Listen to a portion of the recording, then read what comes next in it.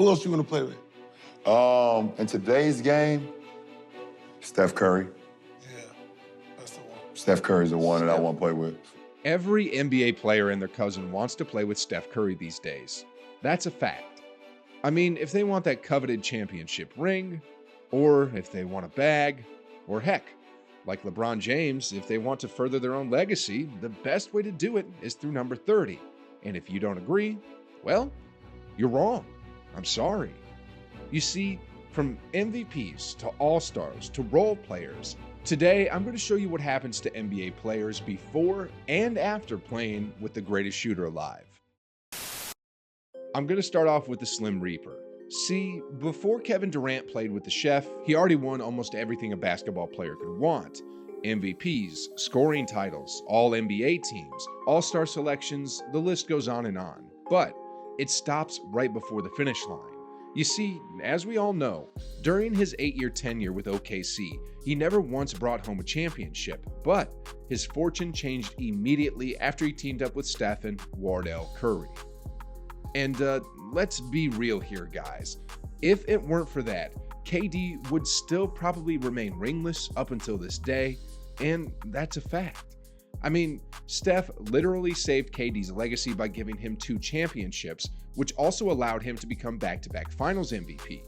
Now he's playing with the Brooklyn Nets and playing quite well, but if I were a betting man, I'd say that when his career is all said and done, his greatest NBA accomplishments will be what he won when he was playing with this man. Now, aside from KD, Harrison Barnes is another player who benefited tremendously from teaming up with the Chef in the 4 seasons he played for the Dubs. I mean, drafted as the 7th overall pick in 2012, Barnes quickly found his footing within the Warriors system and was one of the key guys that made the Dubs' original death lineup unstoppable while playing alongside Steph Curry. In those 4 seasons he spent with the Warriors, Barnes made the playoff every single year, and of course, won a championship in 2015. From being a relatively unknown rookie, Barnes transformed into a coveted athletic two-way wing, and his success alongside Curry and the Warriors made him a name and got him a bag. You see, when the 2016 free agency hit, even though he only averaged a little under 12 points a game, he was handed a max contract by the Dallas Mavericks. But in the upcoming years, although his production on the stat sheet definitely increased, his winning ways have disappeared. You see, the Mavericks were a little over 500 before the arrival of Barnes, but after he got there, they became one of the worst teams in the conference and missed the playoffs each and every year that he was there. And that trend hasn't stopped for Barnes. He plays now for the Sacramento Kings, and since his days playing alongside Steph Curry, he still hasn't even tasted the playoffs. But hey, because of Steph and because of his success in Golden State, he got a bag. And he should be incredibly thankful, because I'm positive he wouldn't have gotten the exposure and attention if he hadn't played with number 30, and as a result, he probably wouldn't have gotten that max contract. He should be thanking Curry every single day. Anyway, guys, moving on. Similar to what happened to Harrison Barnes, lots and lots of guys around the league could have stayed absolutely ringless if they didn't end up playing with Steph, despite how accomplished they were. I mean, Andre Iguodala, Andrew Bogut, Barbosa, David West, Zaza Pachulia, Maurice Spites. All these players were either established stars or solid role players before being recruited by the Warriors. Iggy and David West were former All-Stars, Barbosa was a former 6th Man of the Year, while Bogut, Pachulia, and Spites were solid defensive big men who were also contributing a lot for their former teams. But see, although they all had names for themselves, none of them had really achieved the pinnacle of success in the NBA, at least until Steve Kerr decided to put them around the greatest shooter of all time, and as a result of that, these players became champions overnight. Now, interestingly enough, the same could be said of these guys here. By the time they joined the Warriors, these players were more or less considered washed. But during their time with Steph, these hoopers suddenly became productive and were contributing beyond what was expected of them, and just like the bunch of guys we had earlier, Steph made champions out of them and made their NBA journeys complete. Anyway, next off we have Ian Clark. Back in 2017, when he helped the Dubs win a championship, Clark was averaging career highs in both field goal and three-point shooting percentages. which simply means that his game was thriving. But as you can see here, his shooting numbers quickly dipped after he went to the Pelicans, where Steph Curry was nowhere to be found. His overall game really fell off a cliff. Then, to sum everything up, just 2 years after being a decent role player on a championship team, he was out of the NBA. Man, that's just crazy. Anyway, guys, since we brought up role players into the mix, I want to talk about what happened to GP2 before and after he played with the Chef. Despite being the son of the legendary Gary Payton, the young glove didn't get any royal treatment, as he spent most of his days playing in the G League from 2016 to 2021. Now, he eventually made some noise in the G League, which got the attention of the Warriors, and immediately after that, Payton slowly made it into the Dubs rotation while mainly playing as a backup to Steph. GP2's confidence continued to grow as he played with Steph and the rest of the crew, and last season, he became an instrumental piece of the Dubs championship lineup as he established himself as a defensive pest that can single-handedly change the momentum of games with his defense. And because of his stellar play with the Dubs in both the regular season and the playoffs, the Blazers saw potential in him and signed him to a 3-year, $26 million contract this season.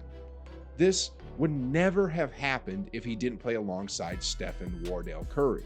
Without a doubt, Steph has definitely contributed a lot in terms of GP2's growth as a player, and in an interview, the younger Payton revealed the greatest lessons that he learned while playing alongside one of the greatest players of all time.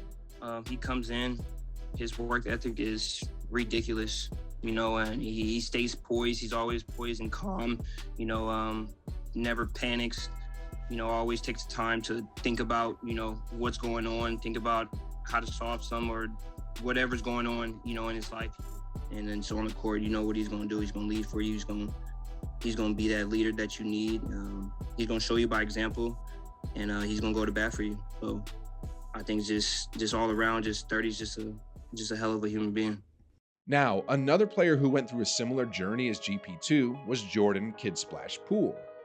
Despite being directly drafted by the Dubs as the 28th overall pick in 2019, Poole was often sent down to the G League in his first 2 seasons because he was struggling to fit in with the Dubs system. After dropping some big games in the G League, however, the Dubs recalled JP3 to become part of the regular rotation full-time, and right after that, his game slowly blossomed as he began to finally figure out how to play alongside Steph Curry. From averaging single digits in scoring back in his rookie season, JP3 finally had a breakout year last season, averaging almost 19 a ball game, and as we've seen with the recent development of his game, JP3 is slowly becoming like Steph on offense, and here's Phoenix coach Monty Williams elaborating more about the scary progression of JP3.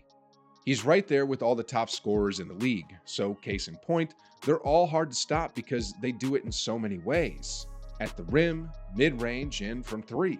The tough part about Jordan is he's learning how to play like Steph. He understands that when Draymond has it at the top and he's close by, that's a quick dribble handoff or quick pass and screen, whereas last year, I don't think they played as quickly in that environment. Anyway, guys, just like JP3, Andrew Wiggins was also on the path to irrelevance until fate intervened, which led him to become teammates with Steph Curry. See, as a former #1 overall pick, everyone had high hopes for Wiggins to carry the T-Wolves out of the bottom, along with his fellow young co-stars Karl Anthony Towns and Zach LaVine.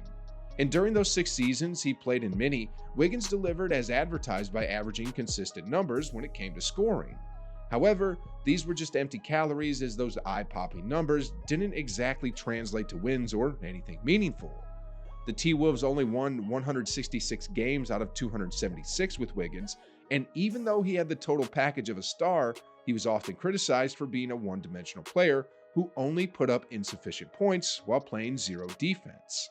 Now, when Wiggins got traded to the Dubs, most people were a bit iffy at the thought of it and didn't think it would work out, because the Warriors already had 3 heavy scorers on the roster and figured that adding an inefficient solo scorer like Wiggins to the mix was just a disaster waiting to happen. After playing with Steph, however, none of these predictions came true.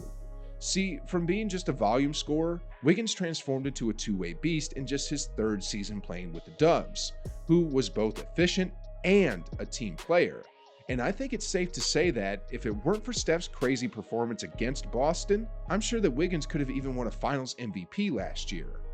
And aside from winning his first championship, He also became an all-star for the first time in his career, and I think this really exemplifies and shows what happens when you team up with an all-time great player like Steph Curry.